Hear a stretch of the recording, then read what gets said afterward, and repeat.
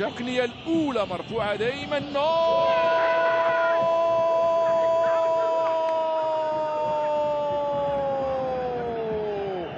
في الشباك هذه المرة.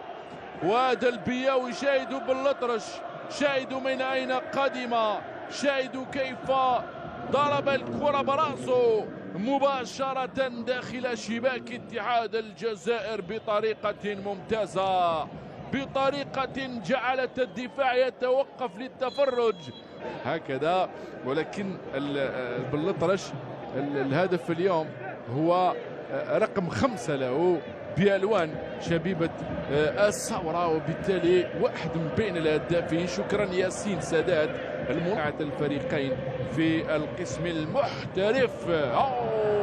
ورائعة من قانون المتابعة. الثورة اليوم دخلت بشعار يجب أن لا يتكرر سيناريو المولودية، يجب أن أثبت بأن الهزيمة في تلك المباراة ما كانت سوى كبوة جواد.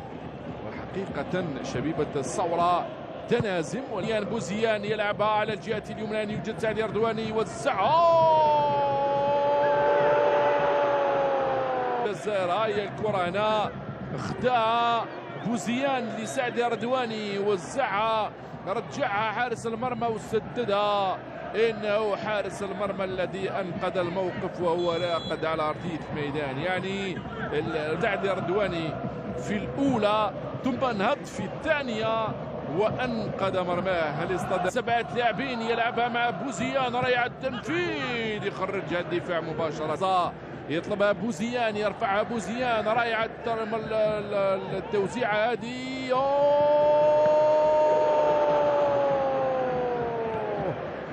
وحق له ذلك. هي مرفوعة هنا الكرة الأولى والثانية بالتسديدة القوية، ولكن وابدي تبعها بامتياز، عنده ردة الفعل رهيبة وابدي. الكرة الثابتة وعرفت كيف تسجل الهدف السبق عن طريق الهداف بالأطرش بكيف بعد كرة من الركنية صعد فوق الجميع ووقع.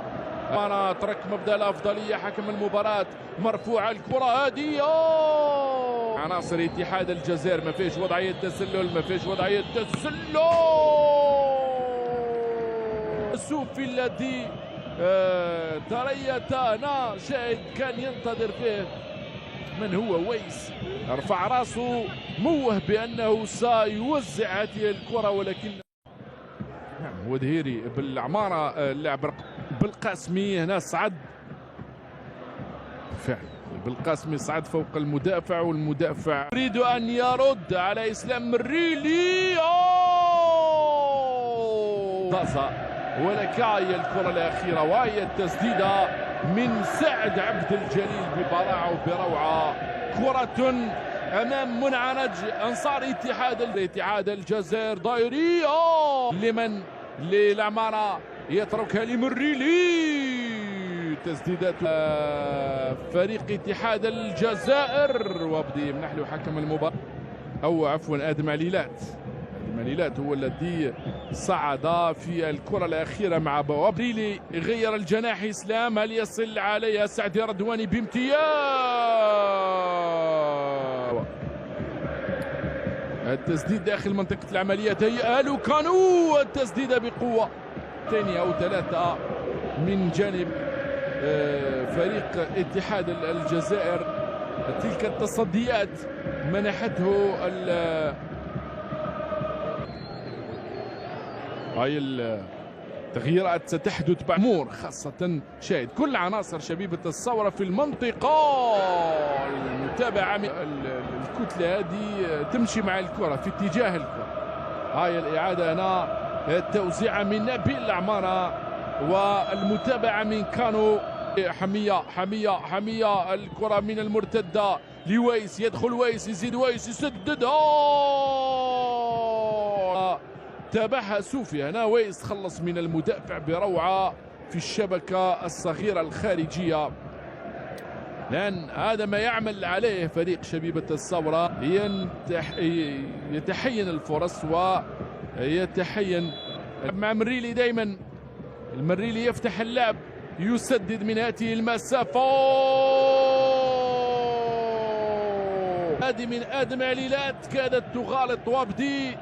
الكرة هذه خرجت إلى الركنية في واحدة من أجمل التسديدات. هل ستتحقق هذا أو ستتحقق هذه الأرقام لشبيبة الثورة؟ ناديري استعمل اليد واستعمل المسك. يملك من الخبرة ما يملك هنا. كرة خنوسي والتخابة قصيرة مع ديري التمريرة القصيرة جميلة هذه. الدخول داخل منطقة العمليات والمدافع بقوة. إسلام الريلي تعود له الكرة الثنائية.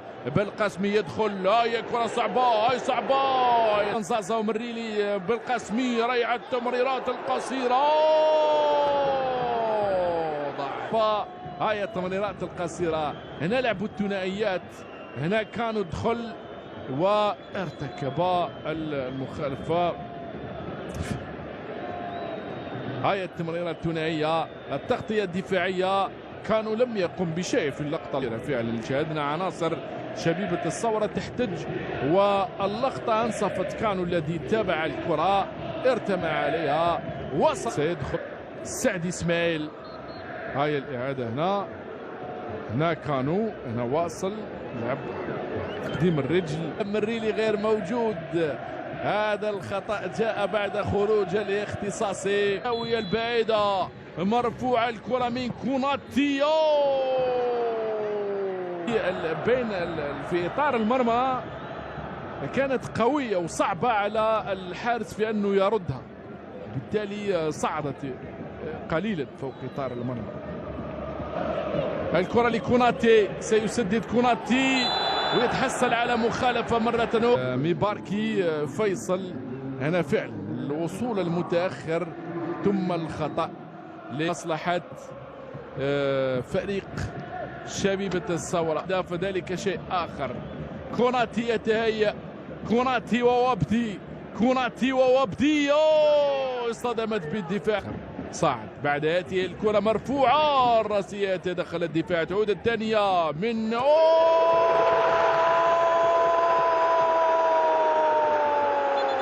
الإعادة. الكرة الثانية والتسديدة القوية التي جاء على إثرها شاهد. أرودها وسددها. وقلنا بأن التسديدات هنا بوفون لا يردها أمام هذا الكم الهائل من اللاعبين الذين حجبوا الرؤية أمام وابدي والذي سقط في هذه الدقيقة 88. ماذا هناك؟ القراءة التي عقبت خروج الحارس. وابدي يلعب ب10 عناصر. مرر هو بن زازا وصاحب الرأسية. من صاحب الرأسية؟ من سجل الهدف؟ بالله عليكم قولوا لي من سجل الهدف؟ من سجل؟ إنه بالقاسمي. إنه الهداف.